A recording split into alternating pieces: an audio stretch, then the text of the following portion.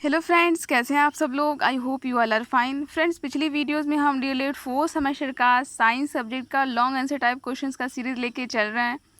Friends, इसकी पिछली video में हम आवर्त सारणी के बारे में कुछ जाने, कुछ फैक्ट हमने देखा। आज के इस वीडियो में अभी हम कुछ फैक्ट जानेंगे। विद्युत धारा, पहला फैक्ट है विद्युत धारा के बारे में आप जानते हैं। पूछा है विद्युत धारा के कौन कौन से स्रोत हैं।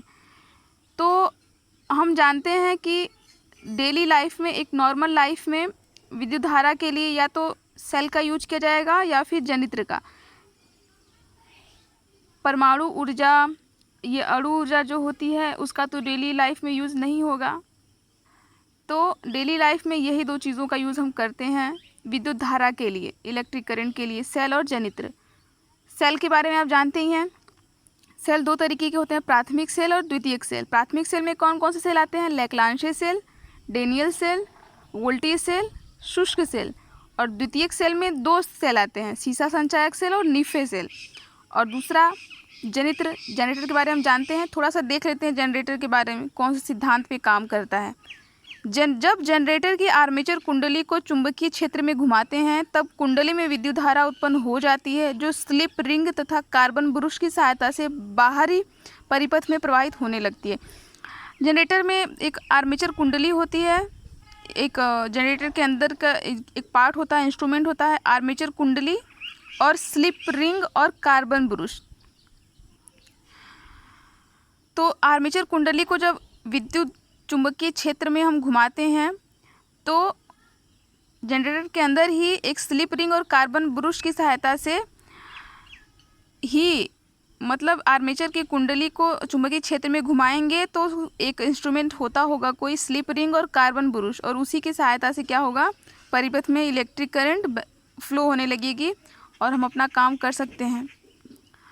एक अगला क्वेश्चन है, चुंबक किसे कहते हैं। चुंबक के बारे में आप जानते हैं, थोड़ा सा देख लेते हैं। ऐसे पदार्थ जो लोहे या लोहे से बनी वस्तुओं को, ऐसे पदार्थ जो लोहे या लोहे से बनी वस्तुओं को अपनी ओर खींचते हैं चुंबक कहलाते हैं।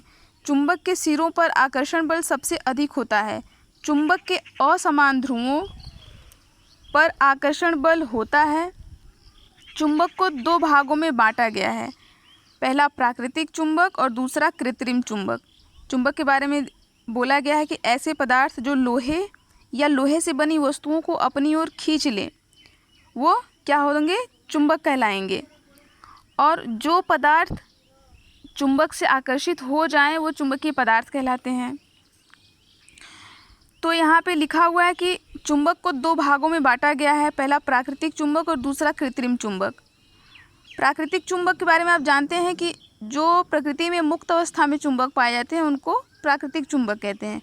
लेकिन कृत्रिम चुंबक किसे कहते हैं? आप जानते हैं कि एक नर्म लोहे की छड़ थी, उसके ऊपर तांबे के तार लपेटे गए और उसमें इलेक्ट्रिक करंट फ्लो कराया गया। जब नर्म लोहे की छड़ के ऊपर तांबे की तार को लपेटा गया और उसमें विद्युत धारा प्रवाहित की गई तो जो कुंडली थी उसके चारों तरफ क्या हो गया, चुंबकीय क्षेत्र बन गया, तो वही कृत्रिम चुंबक हो गया। अब नेक्स्ट प्रश्न आता है, चुंबकीय पदार्थ एवं अचुंबकीय पदार्थों से क्या समझते हैं। चलिए देख लेते हैं। चुंबकीय पदार्थ, आप जानते हैं चुंबक जिन पदार्थों को अपनी ओर आकर्षित करता है चुंबकीय पदार्थ कहलाते हैं। और उनमें कौन कौन से पदार्थ आएंगे, जैसे लोहे की छीलन हो गई, पिन हो गया, सुई हो गई, और ऐसे भी बहुत सारे पदार्थ हैं जो कि चुंबक की तरफ आकर्षित होते हैं, उन्हीं को चुंबकीय पदार्थ कहते हैं। अचुंबकीय पदार्थ के बारे में जान लेते हैं। आप जानते हैं कि चुंबक जिन पदार्थों को अपनी ओर आकर्षित नहीं करते अचुंबकीय पदार्थ कहलाते हैं, जैसे पेंसिल, पीतल, रबर, तांबा आदि। बहुत सारी हमारे आसपास बहुत सारी चीज़ें हैं जो कि अचुंबकीय हैं, जिसमें कुछ एग्जाम्पल पेंसिल, पीतल, तांबा आदि का ये सब आपने देखा। अब नेक्स्ट प्रश्न आता है, विद्युत चुंबक से क्या समझते हैं। विद्युत चुंबक से क्या समझते हैं, हमने यहाँ पे बताया कृत्रिम चुंबक।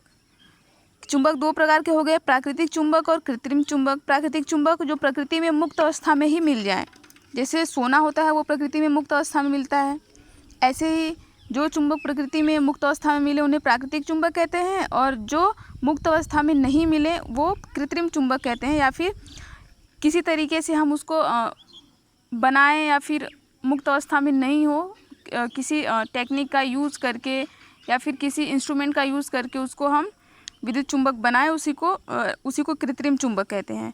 तो विद्युत चुंबक ही कृत्रिम चुंबक कहलाएगा एक तरीके से। दिया है, यदि किसी नर्म लोहे की छड़ पर तांबे के पृथक्कृत तारों को लूप के आकार में लपेटकर उसमें धारा प्रवाहित की जाए तो नर्म लोहे की छड़ चुंबक की भांति व्यवहार करने लगती है। विद्युत धारा के प्रवाहित होने के कारण बने चुंबक को विद्युत चुंबक कहते हैं। वही बात यहाँ पे है कि किसी नर्म लोहे की छड़ को हमने ले लिया और उसके नर्म लोहे की छड़ के चारों तरफ हमने क्या किया, तांबे की तार को लपेट लिया और तांबे की तार को लपेट के उस कुंडली में विद्युत धारा प्रवाहित की गई। और जब विद्युत धारा प्रवाहित उसमें हो गई तो उस कुंडली के इर्द गिर्द चारों तरफ क्या हो गए, एक चुंबकीय क्षेत्र बन गया और इसी को क्या बोलेंगे, विद्युत चुंबक कहते हैं। मतलब विद्युत धारा प्रवाहित करने पे जो चुंबक बन जाएगा उसको क्या कहेंगे, विद्युत चुंबक कहते हैं। तो ये आज का कुछ टॉपिक कंप्लीट हुआ। कल के वीडियो में कुछ और टॉपिक के बारे में जानेंगे। तब तक के लिए please take care, have a nice day, thank you.